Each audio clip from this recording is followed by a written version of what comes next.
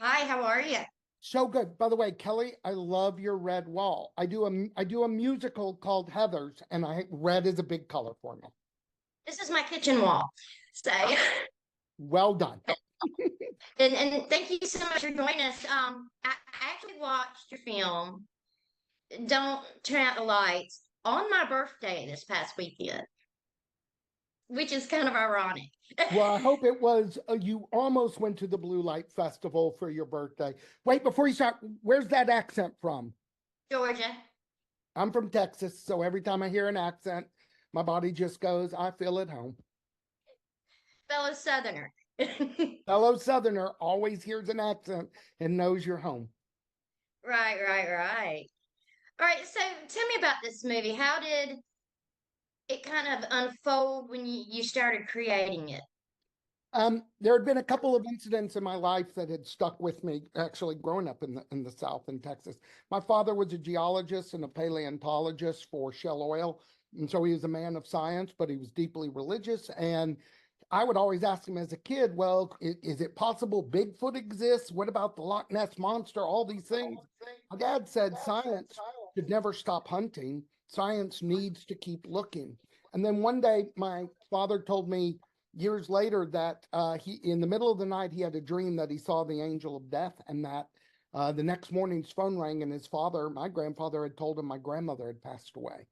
And that just always struck me as like, what do you do when you're how do you figure out what you believe? And then when I was in high school, and at that time in Houston, there's a cemetery called Blue Light, and there the scary thing you were supposed to do is it's an old abandoned cemetery, lots of barbed wire, completely fenced in. You're supposed to go and tell ghost stories your senior year. And so a group of us went and we got a bunch of bottles of Andres Cold Duck, the champagne of all high schoolers with bad fake IDs. And we drove, and there was all these tree overhangs. And we got to that cemetery and we crawled over, and we used a coat because the barbed wire was so heavy. And we were in there, and then we were telling ghost stories, and we heard a noise. Now, there's no flashlight, there's no police, this is not security, there's no cars anywhere down there. So we couldn't figure out what it was, but it sounded heavier coming towards us. Didn't feel like scurrying animal, felt like it had intent. And we booked it. And everybody got over the fence. But when my friend went over and took the coat, I went over, and the barbed wire, it's hard to see, but the barbed wire ripped through my hand. And I still have the scar today. And from that moment on, all these years later, we would talk about what it was. Not one of us would have a same opinion. Some were very scientific and some were very paranormal. And then later on in life, when I was uh, working on a movie, we took a private tour of the Queen Mary, a very haunted ship. And we were there with all these fancy producers. And while we were talking, a giant iron pulley this big fell from the ceiling and just went by my arm like boom and landed.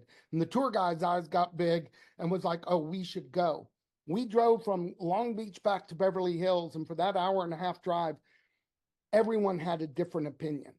And that really stuck with me, which is in the face of terror, in the face of the unknown, it is easy for us to either jump to the place of, well, I'll tell you what it is.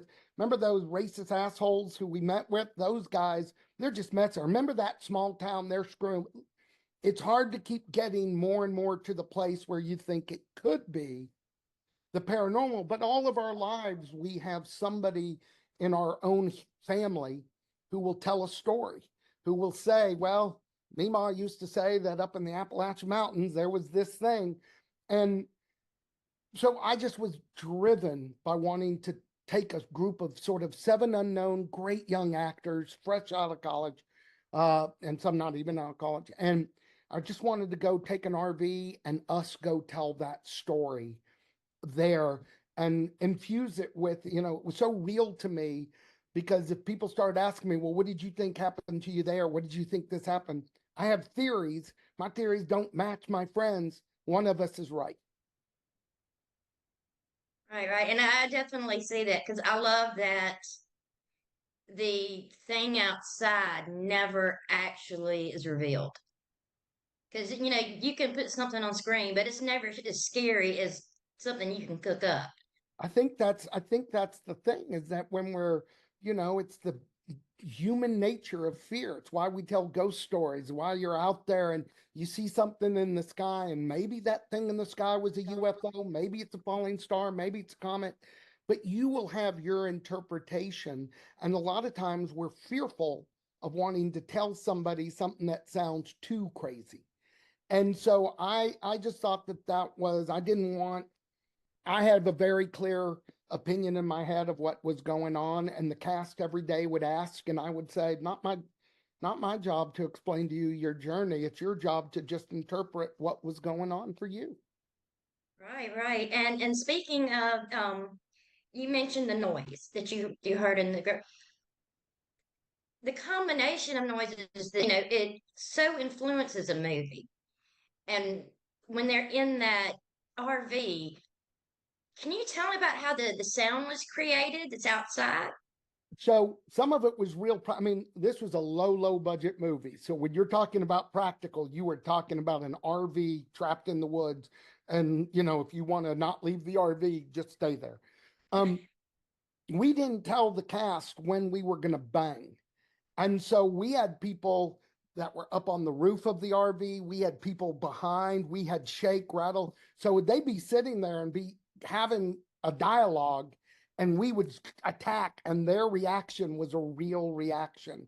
And then later, when we got into post, we wanted elements of nature and elements of those things that can feel so weirdly amplified. I watch every paranormal show. I love all that.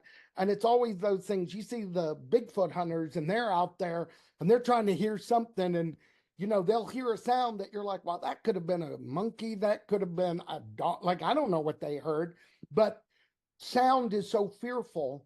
And then there is something about, we lean into whispers, or we think we hear a human sound in that mix. And there's nothing scarier than walking through the woods and thinking, well, I think I hear someone in the woods, and you're like, hello, hello, and they don't come out. You are quick to want to get out of there. Right. And it's definitely, it can, add so much unease when you hear something odd and you can't place it, is that a horse? Is it a cow? What you just don't know. And it's hard to explain to the person sitting next to you, did you hear that? And maybe they did, maybe they interpret it, but also we all handle fear differently.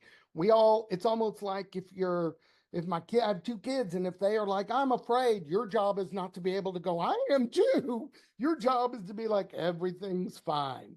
And then you immediately think, I do not believe everything is fine.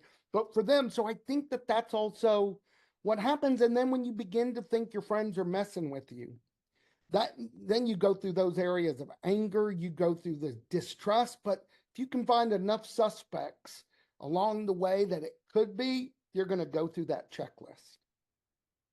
Right, right.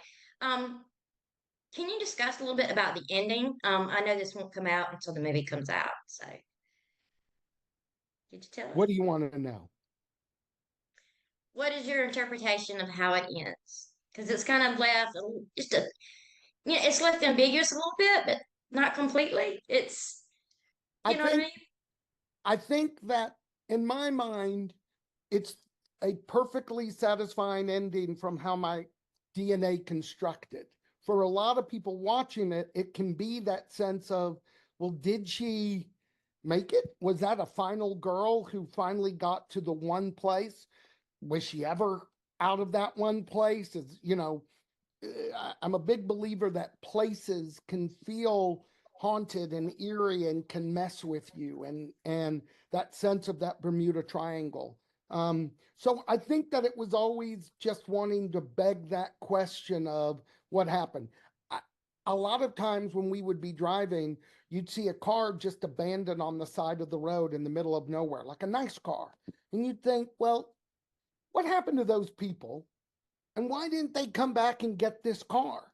And you can go back and forth, especially like in the South, you're going down a long road and you see that a nice car or truck has been abandoned for days.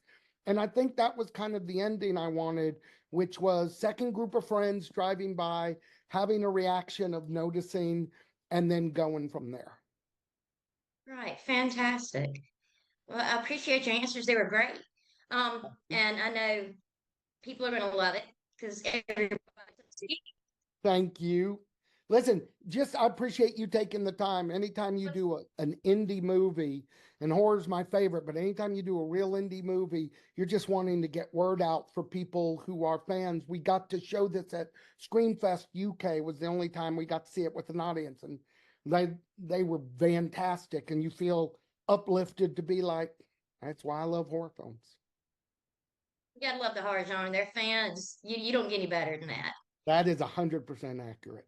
Because they will show up no matter if it's got a $10 million budget or a $500 budget. They're going to show up. I couldn't tell you every horror film I've seen, and I think I've seen them all. Every horror film, I couldn't tell you the budget, and I do that daily. I just want to know if I was sucked in and I'm on a ride. Exactly. Exactly.